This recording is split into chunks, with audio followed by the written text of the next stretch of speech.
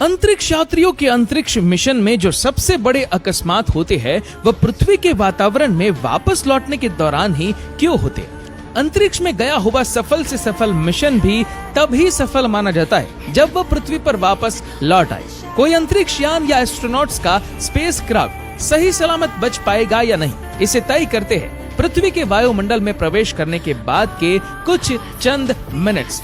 तो दोस्तों, ऐसा तो क्या है पृथ्वी के वातावरण में जो सबसे सफल मिशन को एंटर होने के बाद फेल करने की क्षमता रखता है, आइए जानते हैं। जब अंतरिक्ष यात्री इंटरनेशनल स्पेस स्टेशन से या अंतरिक्ष से अपना मिशन परिपूर्ण कर वापस पृथ्वी पर आ रहे होते, उस वक्त पृथ्वी के वायुमंडल में वापस लौटने के दौरान अंतरिक्ष यात्रियों या उनके स्पेसक्राफ्ट को दो चीजों का सामना करना पड़ता है, जिसमें से एक है अतिशय मात्रा में पैदा होने वाली गर्मी और दूसरी अतिशय मात्रा में गति यानी कि एक्सट्रीम स्पीड। और अंतरिक्ष यान जब एस्ट्रोनॉट्स को लेकर पृथ्वी के वायुमंडल में प्रवेश करता है तब वो अपनी गति घटा देता है, लेकिन इस स्लो डाउन हुई स्पीड के बावजूद भी उस स्पेसक्राफ्ट की स्पीड आवाज की गति से भी 25 गुना ज्यादा होती है। इस स्पीड से यात्रा करने वाला कोई भी पदार्थ जब पृथ्वी के वातावरण में मौजूद हवा के परमाणुओं के साथ टकराता है तब हवा के उस अणुओं को उतना टाइम ही नहीं मिल पाता कि वो धक्के से साइड में चले जाए।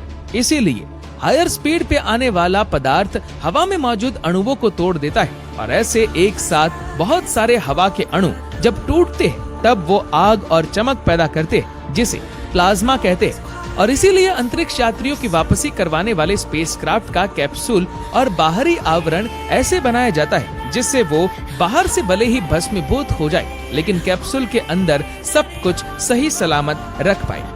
अब यहाँ पर दोस्तों मेन मुद्दे की बात, जब स्पेसक्राफ्ट पृथ्वी के वातावरण में एंटर होता है और जब हवा के रेनबो के टकराने से घर्षण के कारण जो गर्मी पैदा होती है, इस गर्मी की वजह से कुछ मिनटों तक स्पेसक्राफ्ट का संपर्क पृथ्वी की सतह स्टेशन से टूट जाता है और ये वो समय है जब अंतरिक्ष यात्री या सेंटर कुछ भी नहीं कर सकता है और इस परिस्थिति में कुछ भी हो सकता है। और अब ऐसे परिस्थिति में कैप्सूल में से एक पैराशूट निकलता है जो अंतरिक्ष यात्रियों को ले आने वाले कैप्सूल की स्पीड को बहुत हद तक घटा देता है और एस्ट्रोनॉट को इस कैप्सूल में से उस पैराशूट को निकालने के लिए सिर्फ 30 मिनट का समय मिल पाता है। अर्थात आवाज की गति से भी 25 गुना ज्यादा स्पीड से आने वाली अंतरिक्ष की किसी चीज की गति को इतना कम कर देना कि वो धरती की सतह पर सॉफ्ट लैंडिंग कर सके।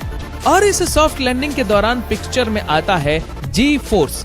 अब दोस्तों, आपको सवाल हो सकता है कि ये जी फोर्स क्या है। तो दोस्तों, जी फोर्स यानी कि ग्रेविटेशनल फोर्स, ये एक एक्सेलरेशन का मेजरमेंट है। यानी कोई अंतरिक्ष यात्री अगर स्पेस में है शून्य ग्रेविटी में तो वहाँ पर 0 जी फोर्स होगा, लेकिन जब आप किसी ग्रह या लघु ग्रह पे चले जाओगे तो उस ग्रह या लघु ग्रह का आपको जी फोर्स लगेगा।